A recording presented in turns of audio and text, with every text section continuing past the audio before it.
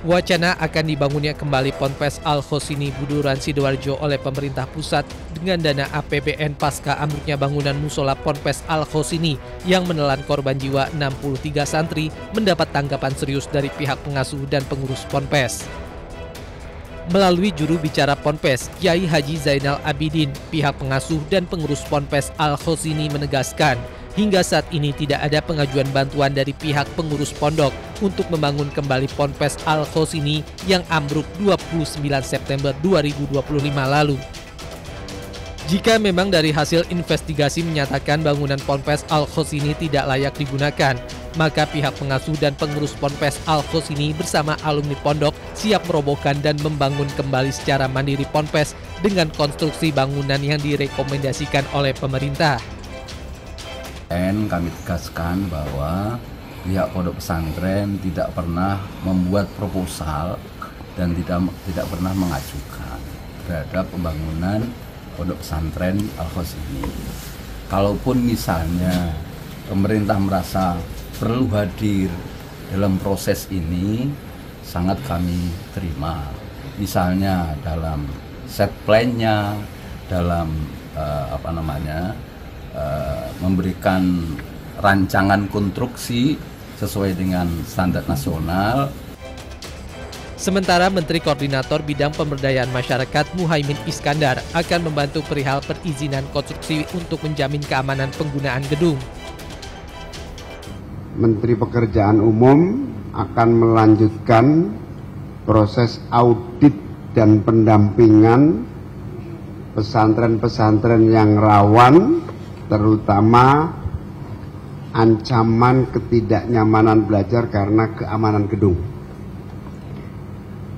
Selain audit, akan dibantu proses perizinan yang harus diurus dengan berbagai mekanisme yang akan lebih disempurnakan. Ini sekaligus menjadi bagian dari upaya peningkatan kompetensi dan pendidikan vokasi di lingkungan pesantren. Tim Liputan iNews melaporkan.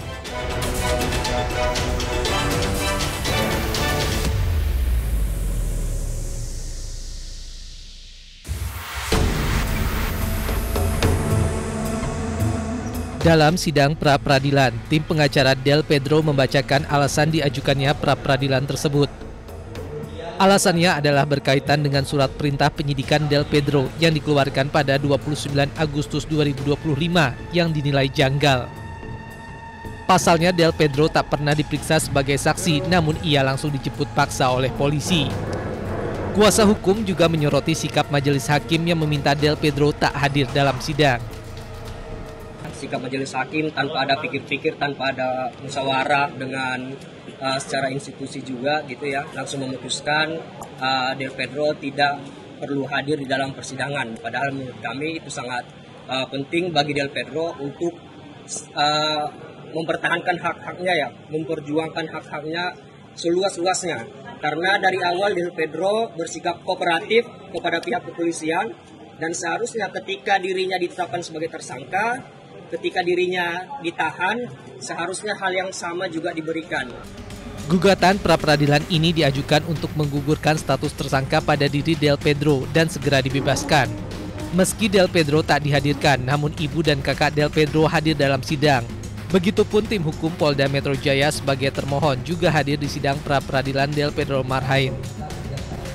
Dari Jakarta, Tim Liputan iNews melaporkan.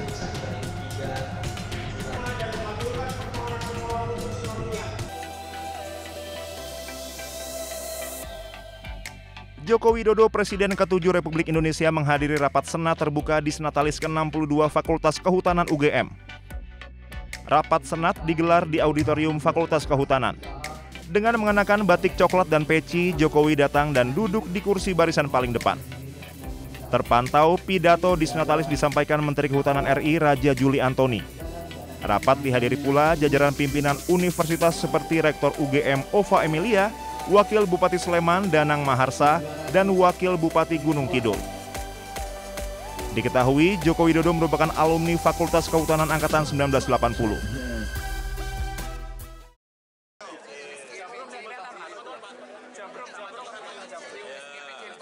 Menteri Kehutanan Raja Juli Antoni melontarkan candaan soal keaslian ijazah di hadapan Presiden ke-7 Republik Indonesia Joko Widodo pada momen rapat Senat terbuka Disnatalis ke-62 Fakultas Kehutanan Universitas Gadjah Mada.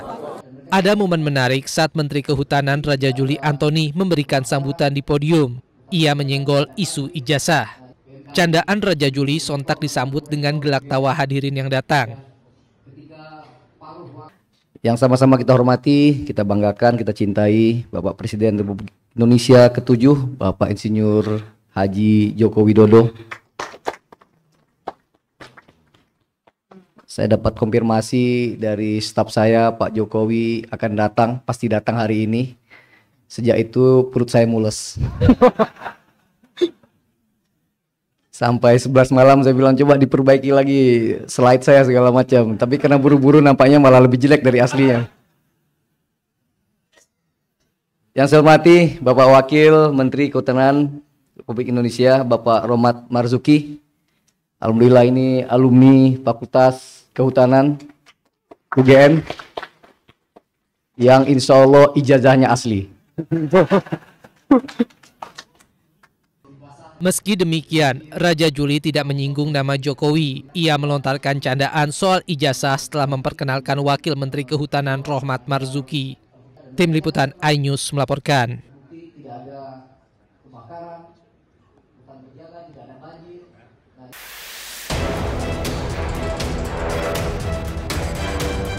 Wacana akan dibangunnya kembali Ponpes Al-Khosini Buduran Sidoarjo oleh pemerintah pusat dengan dana APBN pasca ambruknya bangunan musola Ponpes Al-Khosini yang menelan korban jiwa 63 santri mendapat tanggapan serius dari pihak pengasuh dan pengurus Ponpes.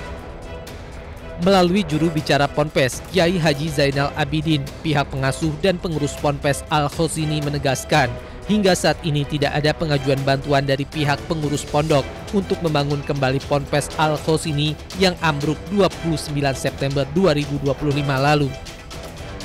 Jika memang dari hasil investigasi menyatakan bangunan Ponpes Al-Khosini tidak layak digunakan, maka pihak pengasuh dan pengurus Ponpes Al-Khosini bersama alumni pondok siap merobohkan dan membangun kembali secara mandiri Ponpes dengan konstruksi bangunan yang direkomendasikan oleh pemerintah. Kami tegaskan bahwa pihak pondok pesantren tidak pernah membuat proposal dan tidak pernah mengajukan terhadap pembangunan pondok pesantren Al-Khosini. Kalaupun misalnya pemerintah merasa perlu hadir dalam proses ini, sangat kami terima.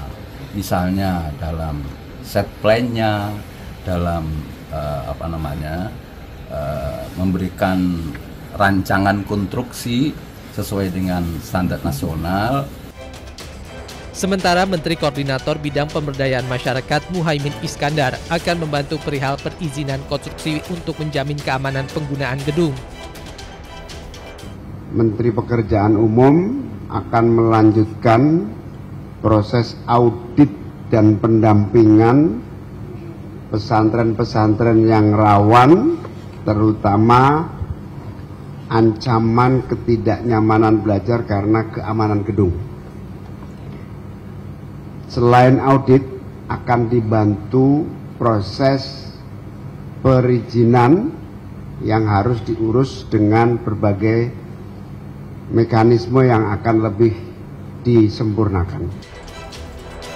Ini sekaligus menjadi bagian dari upaya peningkatan kompetensi dan pendidikan vokasi di lingkungan pesantren. Tim Liputan iNews melaporkan.